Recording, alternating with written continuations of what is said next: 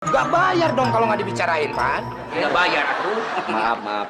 Ya udah kalau begitu seandainya saya boleh mengetahuinya isi hati dari saudara, kira-kira saudara mau memberikan harga berapa buat sewa ini? Saya kasih harga murah, Pan.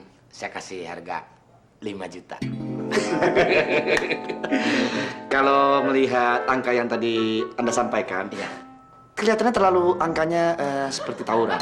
Bisa nggak dikurangi sedikit? Wah, Pan, ambil aja. Ini teh harga yang paling mahal. Tidak ada yang lain mah tuh. Bener kata Pak RT, di tempat lain nggak ada yang murah. Di sini tuh yang paling mahal. Baiklah kalau begitu. Kalau para hadirin menginginkan seperti itu, saya akan berusaha untuk memenuhinya.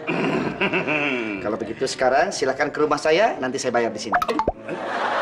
Kalau bayar di sini ngapain ke rumah dulu, Pan? Maksud saya ambil uang di rumah,